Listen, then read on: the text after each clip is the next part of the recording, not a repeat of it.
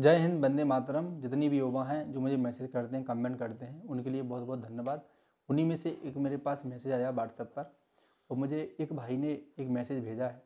उसमें एक प्रश्न है साक्षात्कार संबंधी कि गुरुजी मेरा इस बार साक्षात्कार है, एक प्रश्न का जवाब मुझे आपसे चाहिए, तो उसका मैं आपको जवाब दे रहा हूँ। प्रश्न मेरे पास ये था कि कोई भी मौलवी या हिंदू पंडित आपका चला जाता है, तो अगर किसी मौलवी से पूछा जाता है या किसी हिंदू पंडित से पूछा जाता है कि अगर कोई मौलवी छुट्टी चला गया है या फिर कोई हिंदू पंडित आर्मी धर्मगुरु छुट्टी चला गया है, तो उसकी जगह जाकर आप उनके यहाँ अनुष्ठान कैसे करोगे या कैसे कर सकते हो। और मान लो कोई मौलवी छुट्टी चला गया तो क्या आप इबादत करा सकते हो, या फिर मौलवी से पूछा जाता है कि आप अनुष्ठान करा सकते हो, तो इसका जवाब गुरुजी हमारे पास क्या रहेगा।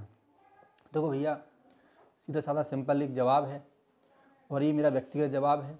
अगर अच्छा लगे तो ठीक है महाराज, और अगर अच्छा नहीं लगे तो आप लोग कमेंट करना कि इसके नीचे और हम क्या क्या लिख सकते हैं अच्छा सा वीडियो के नीचे, ठीक है, कमेंट में। तो मेरे अनुसार तो श्रीमान जी यही है। देखो प्रभु, सबसे बड़ी बात तो यही हमें देखना पड़ेगा, अन्य विभिन्न धर्मों की बात हो रही है, यानी कि एक हिंदू पंडित से ये पूछा जा रहा है कि आप इबादत करा सकते हो जाके अन्य संप्रदाय में, अन्य धर्म में जाकर। तो एक धर्म संकट वाला प्रश्न है महाराज, इतना आसान नहीं होगा इसका जवाब देना, लेकिन इसका जवाब देने का हम प्रयास करेंगे। एक मौलवी से पूछा जाता है कि भाई आप अनुष्ठान करा सकते हो, तो मौलवी के लिए बहुत बड़ा धर्म संकट है, क्योंकि मैंने ये भी देखा कई मौलवियों को तो हिंदी अच्छी नहीं आती है उर्दू के अलावा, तो भाई वो यहाँ पर कैसे उसका उत्तर दे सकते हैं, यानी कि कोशिश भी नहीं कर सकते। लेकिन हमें अभ्यास के माध्यम से अपनी भूमिका बहुत अच्छे से निभाना है इंटरव्यू में। तो हम कह सकते हैं इसके उत्तर में कि श्रीमान जी हम बिल्कुल जाएंगे और मौलवी की अनुपस्थिति में इबादत कराने का प्रयास करेंगे।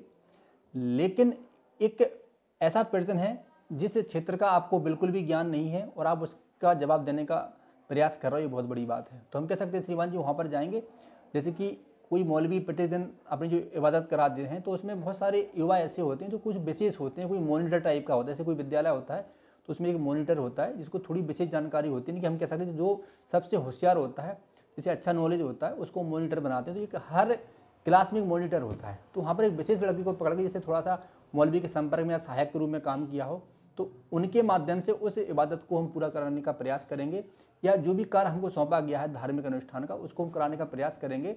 हम वहाँ पर जाएंगे, अनुशासन बनाएंगे, मैनेजमेंट बनाएंगे और उन्हीं के युवाओं के द्वारा उस कार्य को हम संपन्न करा सकते हैं।